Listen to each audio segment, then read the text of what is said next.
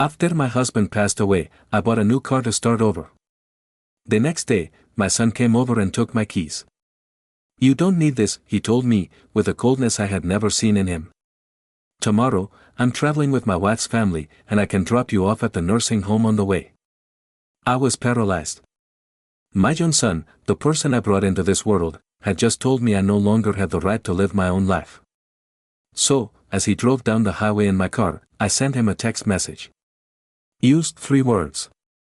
Check the glove box. What he saw in there made him stop immediately, slam on the brakes, and understand that he had just made the worst mistake of his life. But for you to understand why I did what I did, I need to tell you the whole story from the beginning. My name is Edith. I'm 65 years old. Up until 3 months ago, I was married to the love of my life. 40 years together. 40 years of laughter, of struggles, of building a family.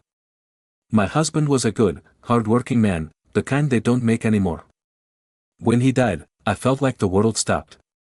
The house became a mausoleum of memories. Every corner reminded me of him. His coffee mug on the table, his favorite armchair, the smell of his cologne in the bathroom, and me. He was just there in the middle of that deafening silence, wondering what I was going to do with the rest of my life. The first few days were the worst. He didn't want to get out of bed. He didn't want to eat. He didn't want to see anyone. But one morning, as I was looking at a photo of the 2 of us on the beach, smiling, full of life, I heard his voice in my head, almost as if he were standing right behind me. Edith, he always told me, as long as there's air in your lungs, there's a reason to keep going. Don't just sit still waiting for life to pass you by. Go out and live it. And he was right. He always was. So, I made a decision. He was going to start over. He wasn't going to stay locked up in this house, living among ghosts and memories. He was going to honor his memory by living, truly living. And for that, I needed mobility. He needed freedom. He needed a car. During all those years of marriage, we always used the same old vehicle, a gray sedan that my husband kept running with pure ingenuity and patience. But that car died with him, though. It broke down a week after the funeral, and the mechanic told me it would cost more to repair it than to buy a new one. So, with the life insurance money and the savings we had put away together, I decided to buy a new car. Not something fancy, not something flashy, just something reliable, something that was mine, something that represented this new chapter of my life. He went to the dealership on a Tuesday morning. The salesman, a kind young man named Paul, showed me several models. And there I saw it, a silver sedan, gleaming under the showroom lights. It was perfect, compact, easy to drive, with all the safety features I needed. He got in and I felt something I hadn't felt in months. Ope. Paul explained everything patiently. The braking system, the airbags, the warranty. And when he told me the price, $8,500, I knew I could afford it. He had the money. It was mine. He had earned it with years of work, with sacrifice, with every penny my husband and I saved, thinking about our future. A future he would no longer see, but one that I was going to live. He signed the papers that same day. The car was registered in my name, only my name. Edith Miller, sole owner. When I left the dealership driving my new car, with the smell of fresh upholstery and the engine purring softly, I cried. He cried with joy and sadness at the same time. Joy because I was taking a step forward. Sadness because my husband wasn't there to see it. But as I drove back home, with the afternoon sun streaming through the windshield, I knew he would be proud of me. He knew this was exactly what he would have wanted me to do. He got home and parked the car in the driveway. He sat there for a moment just looking at it. It was beautiful. It was mine. It was my new beginning. I took the keys, went inside, and left them on the kitchen table. Then I called my son, Matthew, to tell him the news. He wanted to share this moment with him. I wanted him to know that his mother was okay, that she was being strong, that she was honoring his father's memory in the best way possible. Matthew didn't answer. He left him a voicemail. Son, I bought a new car. I'm so excited. Call me back when you can to see it. I love you. He hung up feeling happy, hoping he would be happy for me, hoping he would understand how important this was to me. He didn't know that the next day my life was going to change forever. He didn't know that my own son was about to betray me in the worst way possible. The next day, I woke up early. The sun was just rising and I was already in the kitchen making coffee. He had plans for that day. I wanted to go to the supermarket, then stop by my friend Rachel's house to show her the car, and maybe if I felt up to it, drive to the cemetery to visit my husband and tell him all about it. Jace, I know it sounds silly to talk to someone who's gone, but it made me feel close to him. It made me feel less alone. He was finishing my second cup of coffee when I heard a car park outside. I looked out the window and saw Matthew's car. My heart leaped with joy. He had come. He had gotten my message and had come to see me, to see my new car, to share this moment with me. He smiled and hurried to the door. But when I opened it, that smile froze on my face. Matthew wasn't alone. Beside him was Vanessa, his wife, and neither of them was smiling. There was something in their faces, in the way they looked at me, that made me feel uncomfortable, like I was a problem they had to solve. Hi, son, I said, trying to sound cheerful. Vanessa, what a surprise to see you so early. Come in, I just made coffee. Matthew didn't even respond to my greeting. He walked straight into the house, his steps determined, heading for the kitchen. Vanessa followed him, giving me a look I couldn't quite decipher. He closed the door and followed him, feeling the joy I had felt moments before turn into a strange feeling in my stomach. Something was not right. In the kitchen, Matthew stood in front of the table, staring at the keys to my new car. He picked them up, weighing them in his hand as if evaluating them. "Mom," he finally said without looking me in the eye. "I need to talk to you." He crossed my arms, trying to ignore the alarm bell starting to ring in my head. "Of course, son. Tell me, what is it?" He exchanged a look with Vanessa. She nodded as if giving him permission to continue. And then Matthew spoke. "Mom, I heard you bought a car." "A new car?" "Yes," I replied, my voice sounding more excited than it should have. "That's why I called you yesterday. He wanted you to come see it. It's beautiful, Matthew. And it makes me feel so free." "So, you don't need it?" He interrupted me. His words fell like stones in the middle of the kitchen. He fell silent, not understanding. "What?" he whispered. Matthew finally looked me in the eyes. "You don't need a car, Mom. Not at your age. You don't drive as well as you used to. It's dangerous. And besides, it's an unnecessary expense. The maintenance, the insurance, the gas. What for?" He felt like I had been slapped. "Matthew, I drive perfectly fine. I have my valid license. He passed all the tests and besides it's my money, my decision." And he shook his head as if talking to a stubborn child. "Mom, that's not the point. The point is to be practical. Look, Vanessa and I have been talking. Tomorrow we're going on a trip with her parents. A family trip we've been planning for months. And our car is giving us trouble. Yours is new. It's perfect for the trip." "What?" I said, raising a hand. "Are you telling me you came here to ask to borrow my car?" Matthew let out a short, humorless laugh. "He didn't come to ask you for anything to Mom. I came to tell you I'm using it." And before I could process what was happening, before I could react, he closed his hand around the keys. "No," I shouted. "Matthew, those are my keys." "It's my car," but he was already walking towards the door. Vanessa followed him, ignoring me completely. "Matthew, stop. You can't do this. Give me my keys." He stopped in the doorway and turned to look at me. And what I saw in his eyes broke my heart. There was no love there, no respect, just impatience and something that looked like contempt. "Man, enough with the drama," he said in a voice so cold it didn't sound like my son's.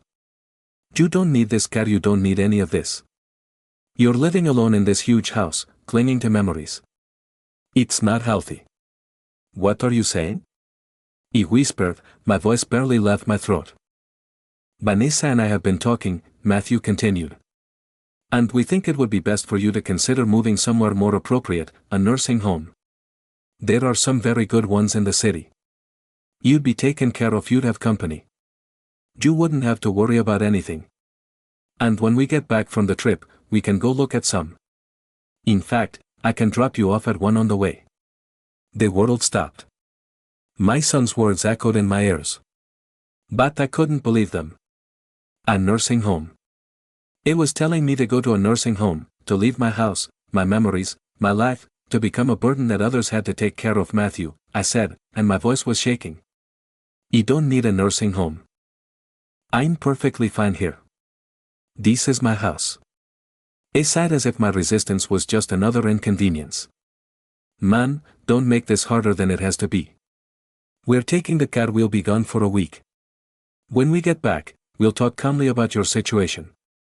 And with that, he left the house. Vanessa followed him without saying a single word. He ran after them. Matthew, no. Please, that car is mine. He bought it with my money. You can't just take it. But he was already opening the door of my new car, my silver car, my symbol of freedom. Matthew, I'm begging you. He screamed. Tears were starting to roll down my cheeks. Don't do this to me. I'm your mother. He paused for a second. For 1 second, I thought he was going to reconsider, that he was going to remember who I was, that he was going to remember everything I had done for him. But then he got in the car, started the engine, and left. He just left with Vanessa in the passenger seat, with my keys, with my car, with my dignity. He just stood there in the driveway, watching the silver car disappear down the street. The tears were falling freely now. My body was shaking. He couldn't believe what had just happened. My own son had stolen from me. He had humiliated me. He had told me I was useless. He stumbled back into the house. He closed the door and collapsed onto the sofa. And there in the silent living room filled with memories of a life that no longer existed. He cried. He cried for the cat, I cried for the betrayal. But most of all, I cried for the son I had just lost. You don't know how long I sat on that sofa crying. Maybe it was minutes. Maybe it was hours. Timmy stopped making sense. The only thing I felt was a deep pain in my chest. As if something inside me had broken. And maybe it was true. Maybe something had broken. The image I had of my son, the trust, the unconditional love that a mother always holds for her children no matter what. But then in the midst of that emotional darkness, something changed. He stopped crying. He wiped the tears away with the back of my hand. And I felt something different growing in my chest. It wasn't sadness. It wasn't despair. It was rage. A cold, calculating rage that began to replace the pain. Because as I sat there, I remembered something important, something Matthew didn't know, something that was going to change everything. He was not a stupid woman. He had lived 65 years. He had raised a son practically on my own while my husband worked double shifts. I had managed a house, a budget, an entire life. And during all those years, I learned something fundamental. You always have to be prepared for the worst. You always have to have a backup plan. When I bought that car, I didn't just sign the papers and go home happy. No, I had been careful. He had been smart. Because even though I wanted to believe my son was a good man, even though I wanted to think he would never hurt me, I had seen signs, little signs that I had ignored because it was easier not to see them. The way Vanessa looked at my house, sizing up what it was worth. The way Matthew asked about his father's life insurance, about my savings, about my plans. Casual comments that now in hindsight didn't seem so casual. So after buying the car, I did something else. Something that at the time seemed like an overreaction, almost paranoia. But now I was thankful I had done it. I visited Robert. Robert had been my husband's friend for 30 years. He was a lawyer, a good lawyer. And when I told him I had bought a new car and had certain concerns about my son, he didn't judge me. He didn't tell me I was being paranoid. He just listened. He told me that day in his office, sitting behind his dark wood desk, if you have doubts, it's better to be prepared. Prevention isn't mistrust, it's intelligence. And so he helped me. He helped me prepare documents, legal documents that protected my interests, documents that made it clear who owned that car, documents that established clear consequences for anyone who tried to take what was mine. Robert prepared a letter, a notarized letter with his official seal, with his signature, with legal weight. That letter explained everything.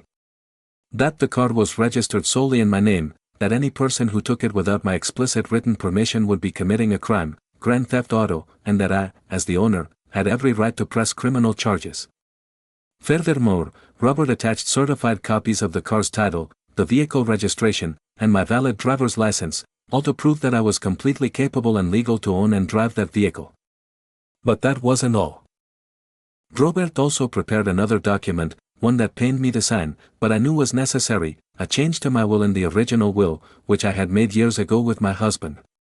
Matthew was the main heir, the house, the savings, everything was to go to him when I died. But after seeing the signs, after feeling that unease in my stomach every time Vanessa asked about money, I decided to make a change. A radical change in the new will. I removed Matthew completely. Not as a punishment, I explained to Robert, but as a protection. If something happened to me, I didn't want Vanessa and him to profit from my death. I wanted my assets to go to charities, to organizations that help the elderly, to animal shelters, to places that would actually do something good with that money. Robert included a copy of that new will in the packet of documents. And finally, we prepared one more thing, a sworn affidavit signed by me and notarized by Robert, where I clearly stated that I was in full command of my mental faculties, that I was not being coerced or manipulated, and that any attempt to declare me incompetent or force me into a nursing home against my will would be considered elder abuse and would be fought legally. Robert also attached the results of a recent medical exam proving that I was in perfect health both physically and mentally. That whole packet of documents, that entire legal arsenal, I put it in a manila envelope. And that envelope, I put it in the glove box of my new car just the day before Matthew came to steal it from me. At that moment, when I placed it there, part of me hoped I would never have to use it. Part of me prayed I was wrong about my son, but another part, the wise part that had learned to be cautious in life, knew it was the right decision. Now, sitting on my sofa with my eyes swollen from crying, I remembered all of that, and a bitter smile appeared on my face. Matthew thought I was a foolish old woman. He thought he could just take whatever he wanted and I would do nothing. He thought I was weak, that I was easy to manipulate, that I had given up. But he was very, very wrong. He got up from the sofa. He went to the kitchen and poured myself a glass of water. He drank it slowly, feeling the cold rage turn into determination. He picked up my cell phone from the table. He stared at it for a long moment. He knew Matthew must be on the highway by now, probably heading to Vanessa's parents' house, who lived in another state, several hours away. They were probably laughing, celebrating how they had gotten a free new car for their trip. Vanessa was probably telling Matthew how easy it had been, how pathetic his mother was. He opened the messaging app. I searched for Matthew's contact. My fingers trembled slightly on the screen. Not from fear, not from sadness, but from anticipation because I knew what I was about to do. He knew the effect it was going to have. And although part of me, the part that was still a mother, felt pain for what was coming, the other part, the part that deserved respect and dignity, knew it was necessary. He typed 3 words, just 3 words, short, direct, but loaded with a weight. Matthew couldn't yet imagine. Check the glove box. That was it. He added no explanations. He added no threats. He added no emotions. He used 3 words. Check the glove box. And he pressed send. The message went out. He saw it marked as delivered, then as read. I pictured Matthew on the highway driving my car, hearing the notification sound on his phone. I pictured him looking at the screen, maybe with Vanessa asking who it was. He pictured him reading that short message and being confused. Check the glove box. What could his mother mean by that? He sat at the kitchen table, phone in hand, waiting. My heart was beating fast but steady. There was no turning back now. He had thrown the first stone. And soon, very soon, Matthew was going to understand that he had completely underestimated his mother. That the woman who had given birth to him, who had raised him with love and sacrifice, was also a woman who knew how to defend herself. A woman who was not going to let anyone, not even her own son, walk all over her. 5 minutos passed, 10 minutos. Then my phone vibrated. It was Matthew. It was calling. I didn't answer. He let it ring until it went to voicemail. It called again and again and again. 5 calls in a row. I'll ignore it because I wanted him to feel what I had felt. The helplessness, the desperation, the slow, terrible realization that he had lost control of the situation. Finally, he stopped calling and a text message came through. Man, what is this? What does this mean? Call me, please. I didn't reply. Another message arrived. Man, this is a mistake. We can talk, please. I didn't reply to that either. And then the message I was waiting for arrived. The message that confirmed he had read everything, that he had seen the documents, that he finally understood the magnitude of what he had done. The message said, "Man, please don't do this. It was a mistake. I'm sorry. We can fix this. Don't call the police, please." He read those words over and over. He could feel the panic in every letter, the desperation, the fear. And although a part of me, that maternal part that never fully dies, felt a pang of pain seeing my son like this, the other part, the part that had been betrayed and humiliated, felt satisfied because now he knew. Now he understood that his actions had consequences. He let another 10 minutes pass before replying. He wanted him to sweat. He wanted every second of silence to remind him of what he had done. Finally, I wrote, "Bring the car back to my house now." His response was immediate. "I'm 3 hours away. I'm turning around right now. I'll be there as soon as I can. I promise you, man." He put the phone on the table and leaned back in my chair. A strange feeling washed over me. It wasn't joy. It couldn't be joy when it involved my own son, but it was something like justice, like vindication. He had spent my whole life being soft, being understanding, being the perfect mother who always forgave everything. And look where it got me. To be treated like a burden, like something disposable. He went to my bedroom and looked in the mirror. He saw a 65-year-old woman with gray hair, with wrinkles around my eyes, with hands that had worked hard my whole life. But I also saw something else. He saw strength. He saw dignity. He saw someone who was not going to give up.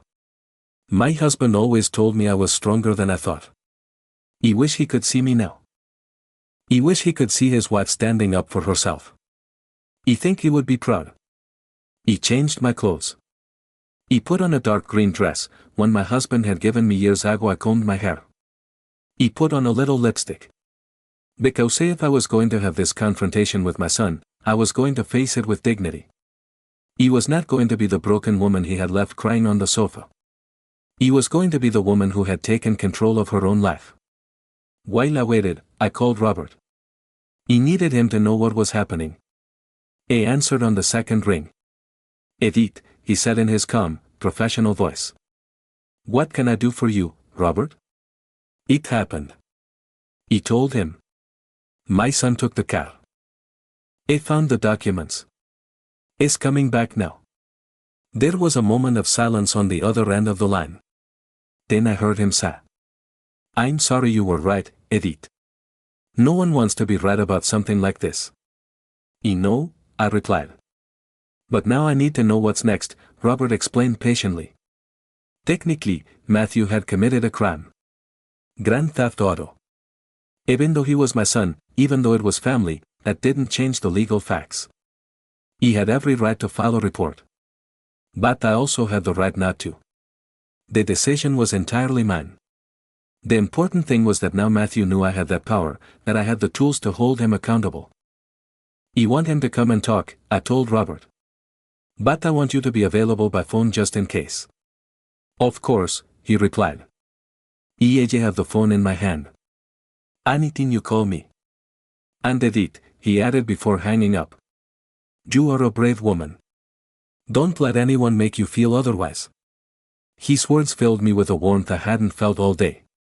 "Thank you, Robert. Thank you for everything." He hung up and looked at the clock. Matthew had said he was 3 hours away. That meant he would arrive around 5 pulgadas the afternoon. It was barely 2. He had time. Time to prepare myself mentally. Dime to decide exactly what I was going to say. Dime to strengthen my resolve. He went to the kitchen and made tea. Not because I wanted tea, but because I needed to do something with my hands. He needed to keep busy. As the water boiled, I thought about all the times I had sacrificed something for Matthew. All the sleepless nights when he was a baby. All the times I put his needs before my own. The summers working 2 jobs so I could pay for the music lessons he wanted. The times I defended his bad decisions to others because he was my son and that's what mothers did. And I thought about Vanessa, how she had come into our lives 5 years ago, how from the beginning, there was something about her that bothered me. She wasn't openly cruel. She wasn't rude. But there was a coldness in her eyes, a way of evaluating everything in terms of monetary value. He remembered the first time she came to my house, how she walked through the rooms as if she were appraising the property, how she asked how much the house was worth, how much was in my savings accounts, if I had life insurance. My husband had noticed it, though. One night lying in bed, he told me, Edith, there's something about that girl I don't like. I think she's only with Matthew for his money. He defended him. He said he was being paranoid, that he was just being protective of our son. But he was right. My husband was always a good judge of character, and I should have listened to him. After my husband died, Vanessa changed. She became bolder, more direct with her questions about money, more insistent that I should sell the house, move into something smaller, invest the money. And Matthew, my own son, started repeating her words as if they were a team, as if I was the project they had to solve together. My tea grew cold in the cup without me touching it. The hours passed slowly. Every time I heard a car pass by on the street, my body tensed. But it wasn't him. Not yet. At 4:30, my phone vibrated. It was a message from Matthew. I'm 20 minutes away. Please, my mom. He need us to talk. I didn't reply. He just stood up, smoothed my dress, and prepared myself. At 4:50, I heard the familiar engine, my silver car pulling into the driveway. He looked out the window. Matthew was at the wheel. He looked pale, tired. Vanessa was not with him. Interesting. Maybe he had dropped her off somewhere. Or maybe she didn't want to face the consequences of her actions. Matthew turned off the engine and sat inside the car for a moment. He could see his profile from the window. His head was in his hands. Then he grabbed something from the passenger seat. The manila envelope. The documents. He finally got out of the car and walked towards the door. Every step seemed heavy. Every step seemed weighed down by what he had done. He rang the doorbell. He didn't use his keys. Maybe out of respect or maybe out of fear. He waited a few seconds before opening. He wanted him to feel the uncertainty. When I finally opened the door, our eyes met. His were red. He had been crying. Good, I thought.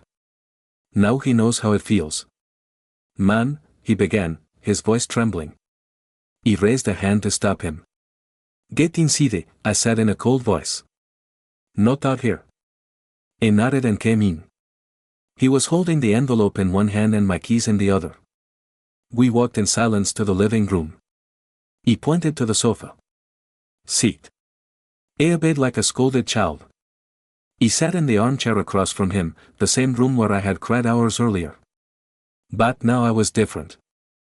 Now I was in control. Matthew placed the envelope and the keys on the coffee table between us.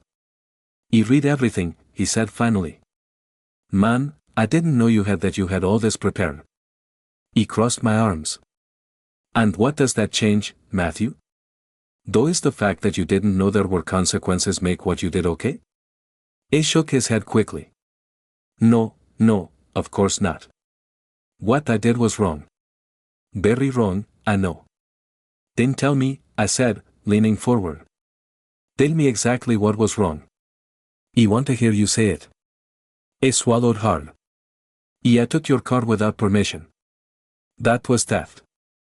And I said horrible things to you. Unforgivable things. The stuff about the nursing home. I don't know what I was thinking. You weren't thinking, I interrupted. Or rather, you were thinking. You were thinking your mother was a stupid old woman you could manipulate. That you could treat like garbage. Matthew started to cry openly now. No, ma'am. No, I love you. You're my mother. It's just that, Vanessa said. He stopped abruptly, realizing what he had just said. Ooh, I said, leaning back in my chair. So, it was Vanessa's idea. Of course, it's always Vanessa's idea, right? Matthew. And what are you, a 42-year-old man who can't make his own decisions, who lets his wife control him like a puppet? Matthew raised his head sharply. It's not like that, ma'am. I make my own decisions. Then why did you do this? I asked him. Why did you come to my house? Take my keys. Tell me I didn't need my own car, that I should go to a nursing home. Those were your words, Matthew. They came out of your mouth. Not Vanessa's. Yours. He wiped his tears with the back of his hand. You're right. You're completely right. I have no excuse. I can only tell you that I'm sorry, that I made a terrible mistake, and that it will never ever happen again. He stood up and walked to the window. From there, I could see my silver car in the driveway. My symbol of freedom that I almost lost. A mistake. He repeated without looking at him. You call this a mistake?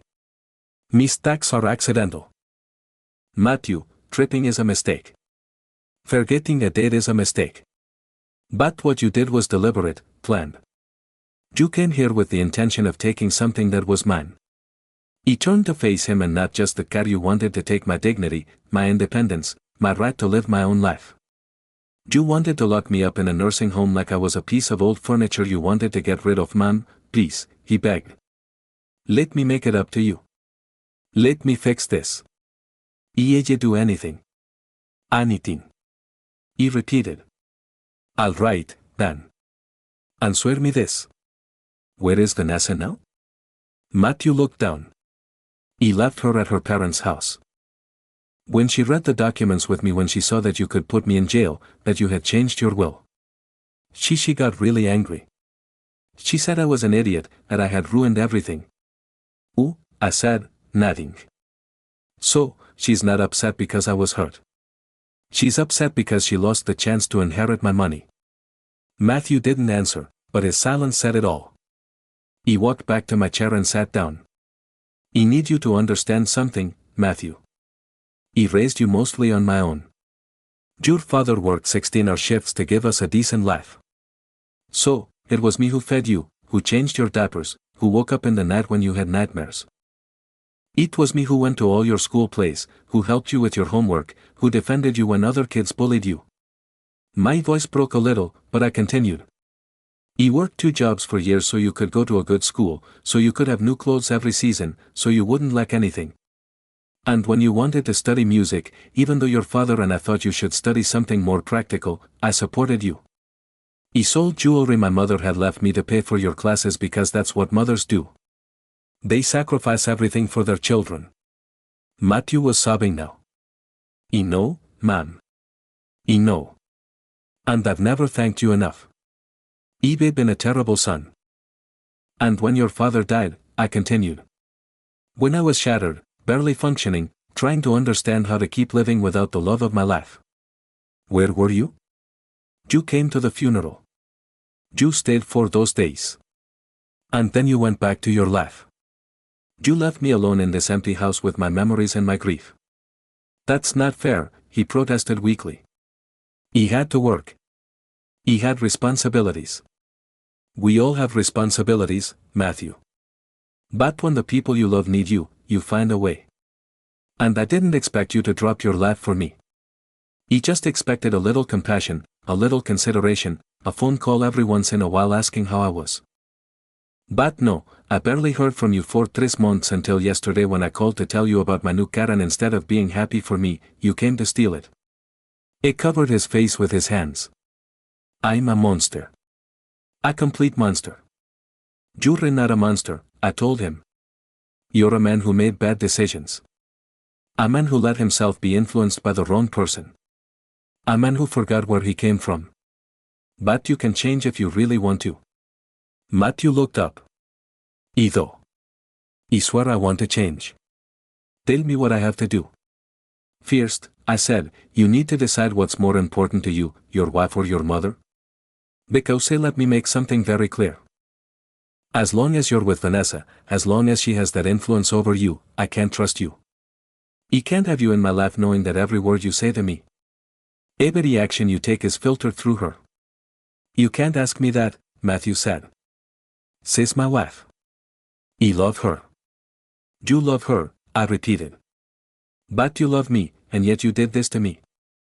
So maybe your concept of love is distorted, Matthew. Maybe you need to rethink what it really means to love someone. Because love isn't taking. Love is giving. It's respecting. It's protecting. And you did none of that today. He stood up and took the envelope from the table. These documents are still valid. The will is still in effect. The Grand Theft Auto report can be filed at any time within the next year. For now, I'm not going to do anything, but consider it a sword over your head, a reminder that your actions have consequences. Matthew stood up too. Thank you, ma'am. Thank you for not calling the police. Thank you for giving me another chance. Don't thank me yet, I said. Because this is your only chance. If you ever disrespect me again, if you ever treat me like I'm less than a person, if you try to manipulate or control me in any way, I will use these documents. And I won't just cut you out of my will. I will hold you legally responsible for what you did today.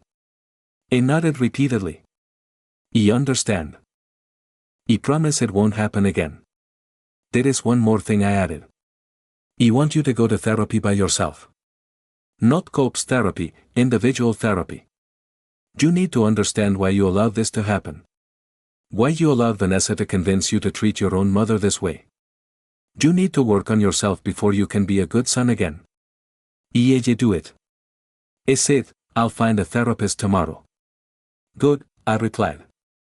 And until you've been to at least 6 sessions, until I can see real change in you, our relationship will be limited. Occasional phone calls, nothing more.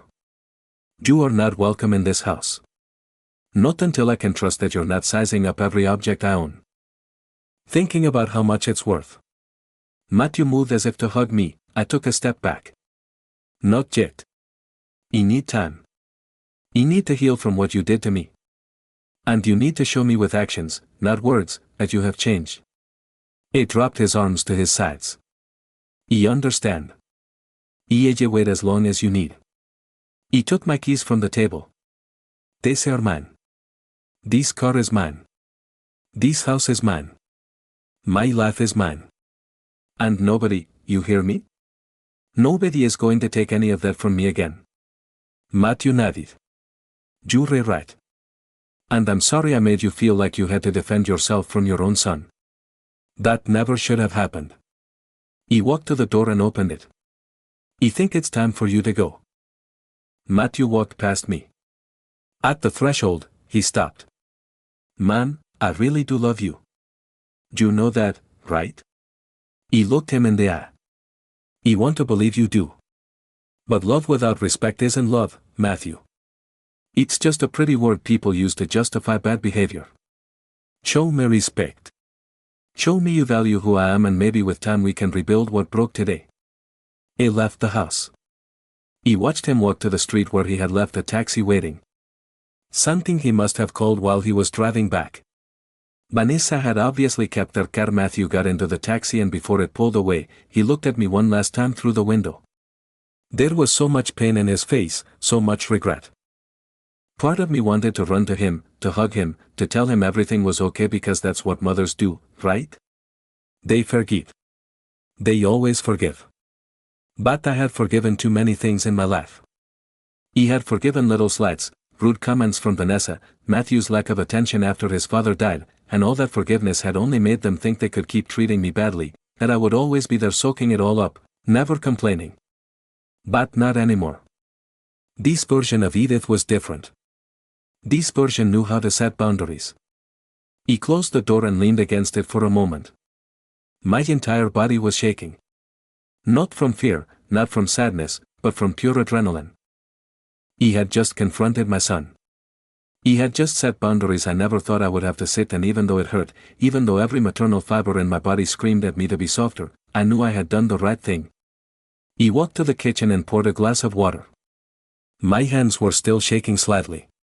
He looked at the clock. It was barely 6 in the evening. It felt like days had passed since Matthew had arrived that morning and taken my keys, but it had only been a few hours. A few hours that had changed everything. He picked up my phone and called Robert. He needed to tell him how the confrontation had gone. He answered immediately. Edith, tell me you're okay. I'm okay, I replied. Better than I expected, actually. Matthew brought the car back. We talked. He set clear boundaries. And he accepted everything. Robert sighed in relief. I'm glad to hear that. You did exactly what you had to do. It must have been hard. It was, I admitted, but it was also necessary. And you know what's strange? I feel stronger now. Like I finally got back something I had lost a long time ago. That's called dignity, Robert said softly. And you deserve to feel that way. We chatted for a few more minutes. He assured me the documents were still valid, that I had all the legal power on my side, and that if I ever needed anything at all, I just had to call him. Thank you, Robert, not just for the legal help, but for believing in me always, Edith. Always.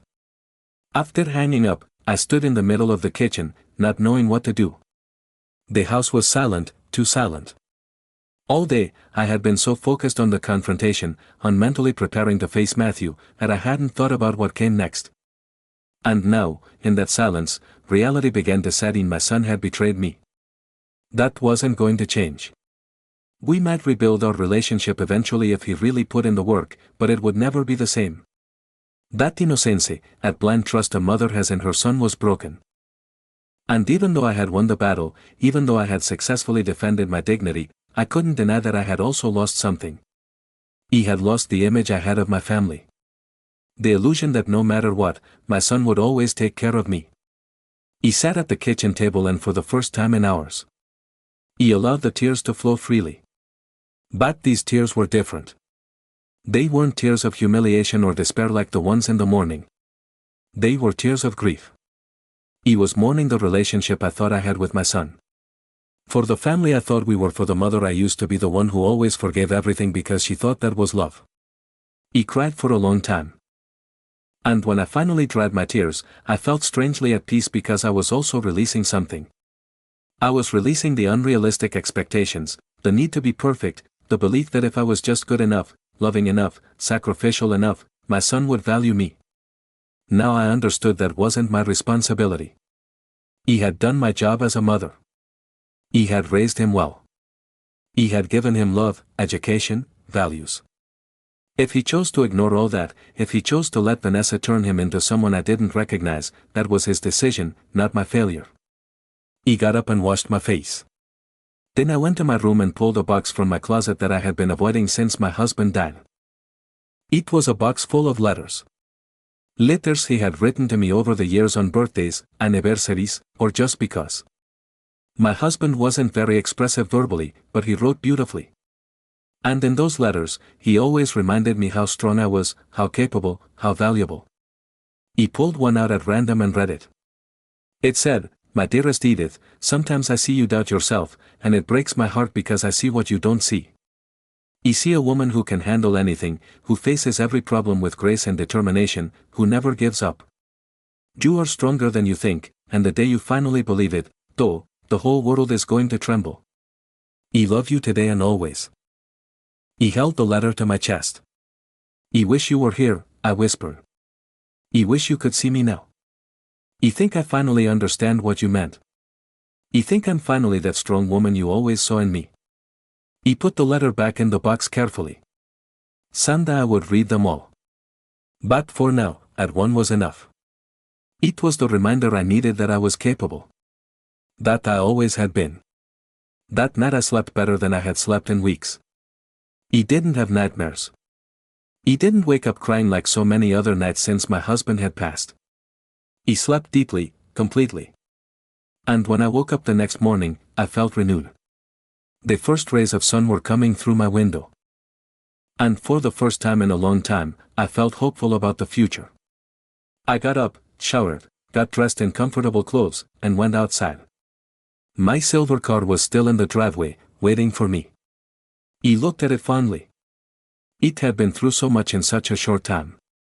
It had been bought with illusion, stolen with cruelty, and recovered with justice.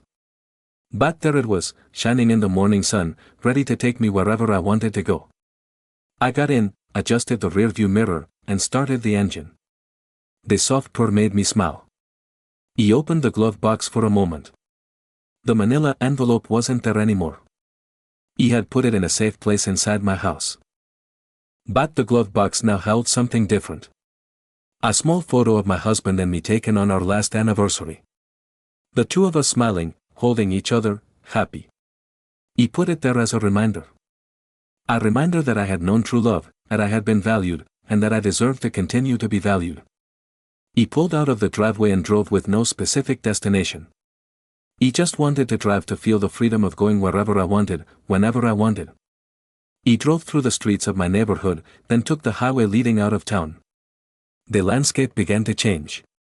Houses gave way to trees to open fields.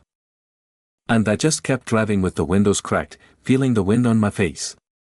After an hour, I arrived at the cemetery where my husband was buried.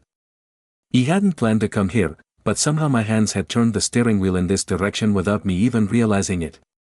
As if a part of me knew I needed to be here, that I needed to tell him everything that had happened. He parked the car and walked to his grave.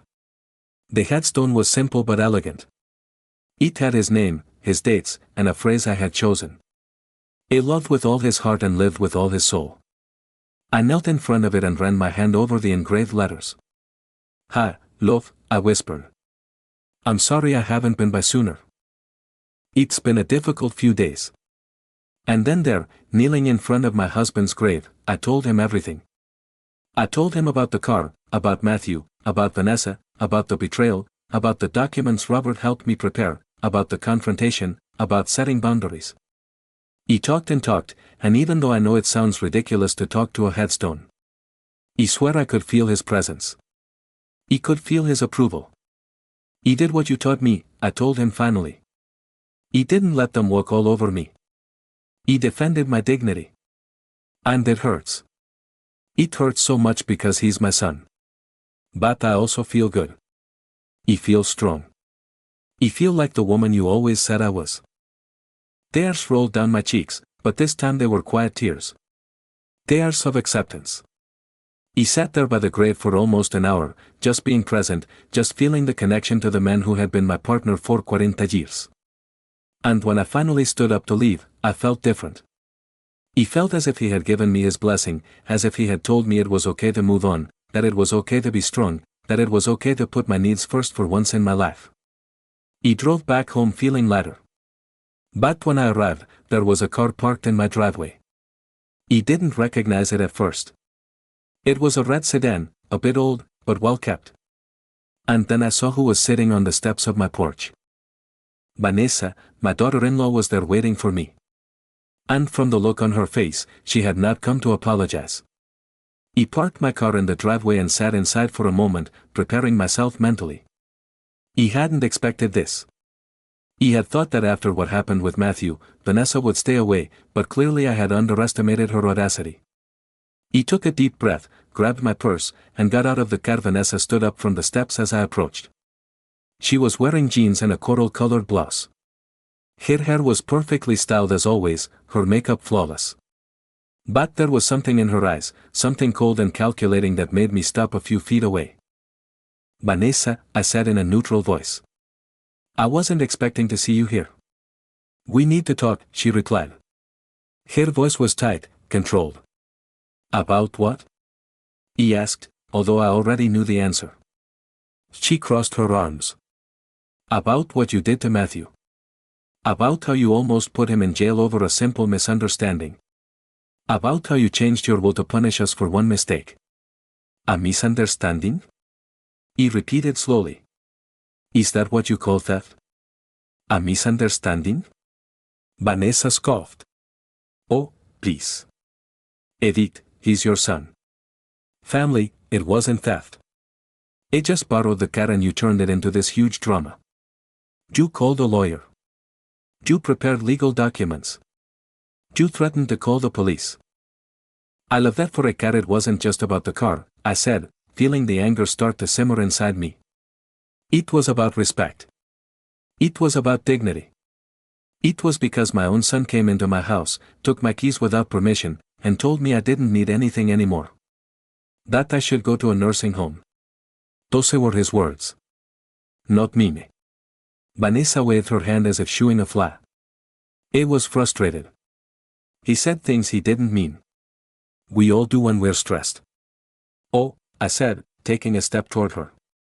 So, when you're stressed, you also tell your mother to go rot in a nursing home.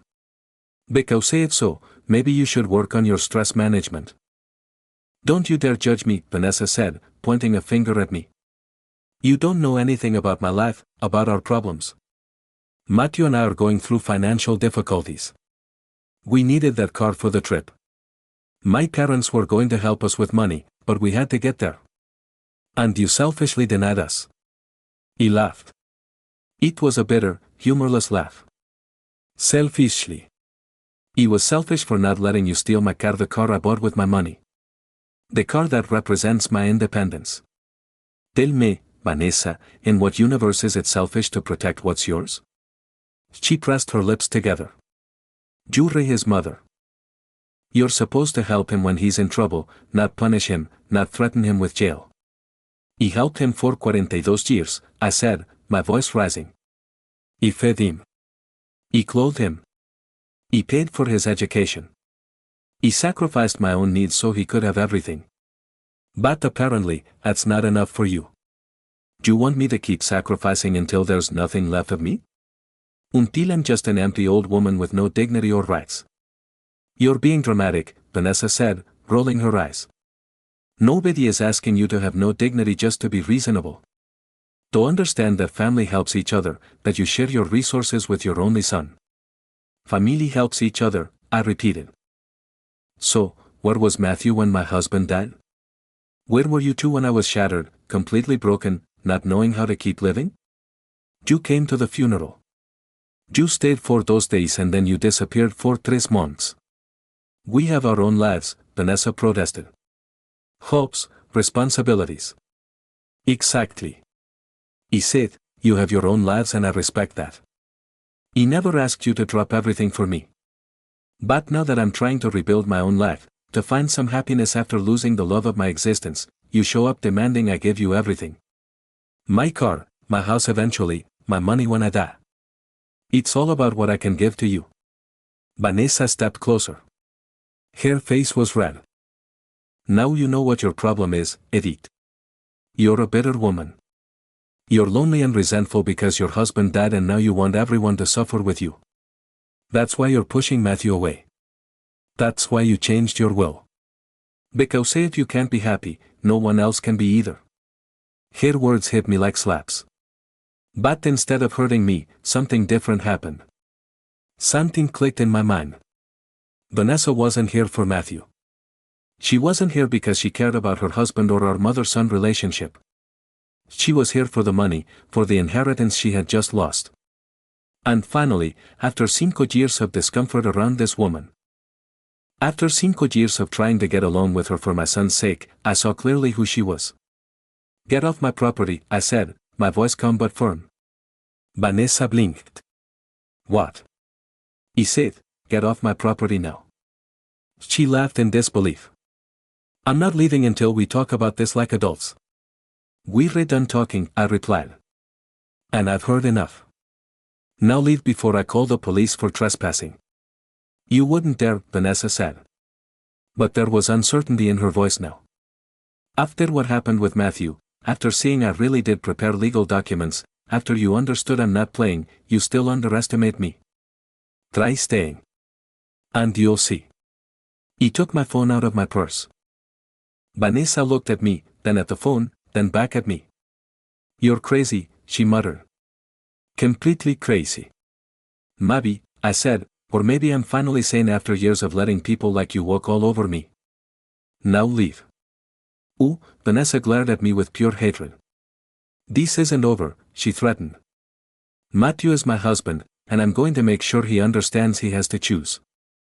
Either his crazy mother or his real family. Go ahead, I said. Make him choose. Because something tells me that when Matthew really thinks about who has been there for him his entire life and who only showed up when there was something to gain, the choice is going to be easier than you think. Vanessa spun on her heel and stormed to her car. She got in, started the engine with more force than necessary, and sped out of my driveway, tires screeching. He stood there watching her drive away. My heart was pounding. My hands were shaking, but not from fear, from pure adrenaline. He had just confronted Vanessa. He had just told her exactly what I thought, unfiltered, without being the accommodating mother-in-law, without trying to keep the peace at any cost. And it felt incredible. He went into my house and locked the door. Then I sank onto the sofa and let out a laugh. It was a laugh of relief, of liberation. For 5 years, I had walked on eggshells around Vanessa. He had ignored her rude comments. He had pretended not to notice how she sized up my house as if it were already hers. I had smiled when she criticized my cooking, my clothes, my decisions, all because I didn't want to cause trouble. Because I wanted Matthew to be happy. But now I realized something fundamental. By trying to keep the peace, by allowing Vanessa to disrespect me time and time again without consequences, I hadn't helped anyone. He hadn't made Matthew happy. He had only taught him that it was okay for his wife to treat his mother badly, that it was acceptable, that I would tolerate anything. And in doing so, I had contributed to the problem. He had allowed this toxic dynamic to grow to the point where my own son felt he could steal from me and threatened to put me in a nursing home. That night, sitting in my living room, I made an important decision. No more. No more being a pushover.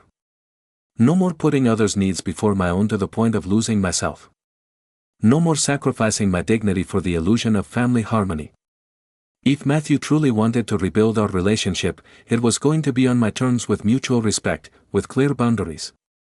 And if that meant our relationship would never be the same as before, then so be it, because the relationship we had before was broken anyway. The following days were strange, quiet. He heard nothing from Matthew. No messages, no calls.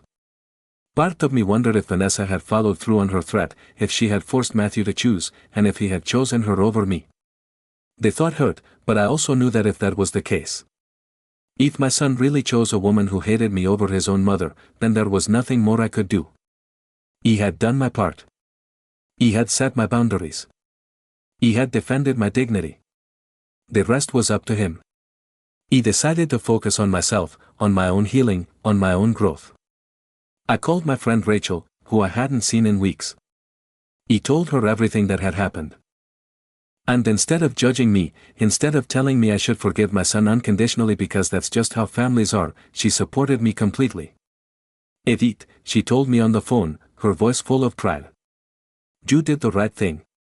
What Matthew did to you was unforgivable, and I'm glad you finally stood up for yourself. Her words filled me with relief. For days, I'd had this voice in my head telling me maybe I had been too harsh, that maybe I should have been more understanding. But Rachel reminded me that being understanding doesn't mean being a doormat. We made plans to meet for lunch the next day. It had been so long since I had gone out, since I had socialized, that I had almost forgotten what it felt like to have a laugh outside of my family drama. The next day, I drove my silver car to the restaurant where we had agreed to meet. Rachel was already there, sitting at a table by the window. When she saw me walk in, she stood up and gave me a tight hug.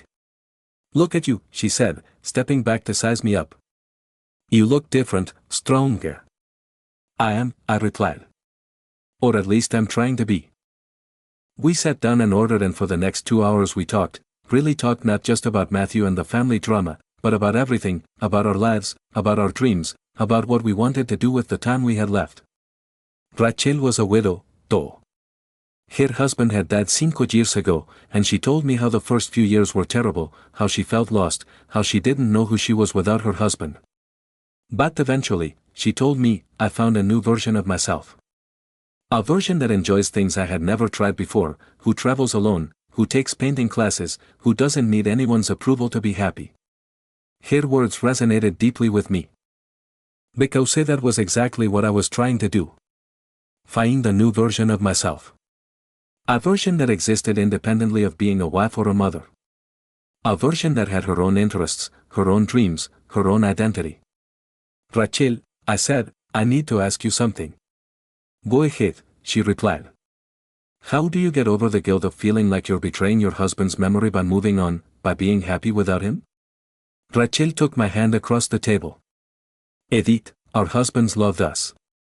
And because they loved us, the last thing they would have wanted is to see us frozen in time, living like ghosts in our own lives. My husband told me before he died, he literally made me promise that I would keep living, that I would find joy again, that I wouldn't waste the years I had left mourning the ones we lost together.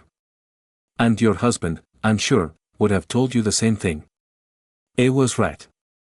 My husband had told me in those letters I kept in the box in conversations we had about death, about what we wanted for the other if one of us went first.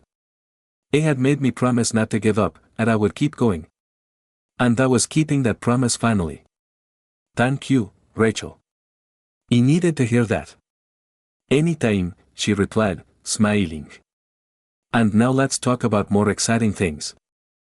What are you going to do with all this new freedom you have? The question took me by surprise. He hadn't really thought about it. I had been so focused on surviving the drama with Matthew that I hadn't considered what came next. What did I want to do now that I had a car? Now that I had mobility? Now that I had my life back? He don't know. He admitted I've never been good at planning things just for me. Rachel smiled. Then let's start now. That's one thing you always wanted to do but never did? Because you were too busy taking care of others, I thought for a moment. He always wanted to see the ocean at sunrise. My husband and I talked about taking a trip to the coast someday, but there was always something, work, responsibilities. Matthew, and then he got sick and we ran out of time. Rachel slapped the table with her palm. Perfect. Then that's what you're going to do. You're going to drive to the coast. You're going to watch the sunrise over the ocean. And you're going to do it for you. Not as a tribute to your husband. Not because you feel you have to, but because you want to, because you deserve to experience something beautiful. The idea scared me and excited me at the same time. It was a nearly 5-hour drive to the nearest coast. He would have to drive alone, possibly stay in a hotel, do everything myself with no one to lean on. But I also realized something. That was exactly what I needed. I needed to prove to myself that I could, that I was capable, that I didn't need Matthew to survive, that I didn't need anyone. I'm going to do it, I said, feeling more certain with every word. I'm going to the coast this weekend. Rachel clapped. That's my girl, and I want pictures. I want proof that Edith is finally living for herself. We left the restaurant and I felt lighter than I had in months. Rachel hugged me before we parted ways. I'm proud of you, she whispered. For standing up for yourself, for setting boundaries, for choosing yourself. Her words stayed with me all the way home. When I arrived, I saw I had a message on my phone. It was from Matthew. The first message I had received from him since our confrontation days ago. Ma'am, the message said, I know you said you needed space, and I'm respecting that, but I need you to know I found a therapist. He already had my first session. It was hard, but necessary. I'm working on myself. I'm trying to understand how I let things get this far. I don't expect your immediate forgiveness. I just want you to know that I'm trying. I love you. I read the message several times. Part of me wanted to reply immediately to tell him I was proud of him, that I was glad he was getting help. But another part, the wise part that had learned to be cautious, told me to wait, that words were easy, that what mattered was sustained action over time. So I just put the phone away without replying. Not because I wanted to punish him, but because I needed more than one message. He needed to see real change. That night, I started planning my trip to the coast. He looked up hotels online. I found a small, cozy one with an ocean view. The picture showed a simple but clean place, perfect for what I needed. A single room was $75 a night. He could afford it. He had the savings. And for the first time in my life, I was going to spend money on myself without feeling guilty. He booked the room for Friday night. That would give me time to get there before sunset, rest, and then wake up early to see the sunrise. When I confirmed the reservation, I felt a thrill I hadn't felt in years. Anticipation, expectation, pure joy at the thought of doing something just for me, something no one could take away from me, something that was completely mine. He spent the days before the trip preparing. He checked my car, made sure everything was in order, filled the gas tank. I packed a small bag with comfortable clothes, a sweater because mornings on the coast could be cold, and my old camera. He wanted to capture that moment. I wanted to have proof that Edith, at 65, had found the courage to live again. On Friday morning, I woke up early, nervous, but excited. He loaded my bag into the car. I checked that I had my charged phone, my license, my credit card, everything I needed. He stood in front of my house for a moment, looking at it. This house that had been my home for so many years. This house full of memories, good and bad. And I realized that I didn't feel trapped there anymore. It wasn't a mausoleum. It was just a house, a place where I lived. But it wasn't what defined me. He got into my silver car, adjusted the seat, started the engine, and pulled out of my driveway. The sun was just beginning to rise on the horizon. He had a long road ahead of me, 5 hours on the highway, but for the first time in a long time, I wasn't scared. He was excited. He drove through the streets of my city. Then I got on the freeway that would take me to the coast. Traffic was light at that hour. The road stretched out in front of me like a promise. I turned on the radio, old songs that my husband and I used to listen to. And instead of crying, I smiled because I wasn't running away from the memories. He was bringing them with me. He was honoring them by living. During the drive, I stopped at a gas station. As I filled the tank, an older woman approached me. She was traveling alone, though. We smiled at each other with that understanding that only women of a certain age share. She asked me where I was going. To the coast, I replied. To see the sunrise. How lovely, she said. I'm traveling alone, though. It's liberating, isn't it? It is, I admitted, more than I expected. We exchanged a few more words before going our separate ways. But that brief encounter left me thinking. How many women like me were out there, widows, mothers, grandmothers? Women who had spent decades taking care of others and were finally learning to take care of themselves. Women who were reclaiming their independence, their dignity, their right to exist beyond the roles society had assigned them. I wasn't alone in this. And that realization filled me with strength. He arrived at the hotel around 3 in the afternoon. The place was exactly as it looked in the pictures, small, quaint, located right on the beach. The receptionist, a young man named Anthony, greeted me with a warm smile. Welcome, Mrs. Miller. Your room is ready. It has a beautiful ocean view. He took the keys and went up to my room. When I opened the door, the smell of the sea hit me immediately. The windows were open and the ocean breeze was flowing in. I dropped my bag on the floor and walked to the balcony. The view was breathtaking. The ocean stretched out endlessly in front of me. The waves crashed gently on the shore. A few birds circled over the water, and the sun, beginning its descent toward the horizon, painted everything in shades of orange and pink. He just stood there, hands on the balcony railing, just breathing, just being. And I felt something I hadn't felt in months. Peace. True, deep peace. That night, I had dinner alone at a small restaurant near the hotel. He ordered fresh fish and a glass of white wine. The waiter, noticing I was alone, asked if I was waiting for someone. No, I replied. I'm alone and it's perfect this way. He nodded in approval. Sometimes the best company is yourself. He said he was right. During the entire dinner, I didn't feel lonely. He felt complete. He enjoyed every bite, every sip, without having to worry about anyone else, without having to make sure others were comfortable first. After dinner, I walked on the beach. The moon was almost full and lit the water with a silver glow. My bare feet sank into the cool sand. The sound of the waves was hypnotic. He walked for almost an hour just thinking about everything that had happened, about my husband, about Matthew, about Vanessa, about the woman I had been, and the woman I was becoming. And I realized something important. He wasn't angry anymore. I wasn't holding on to resentment. He had set my boundaries. He had defended my dignity.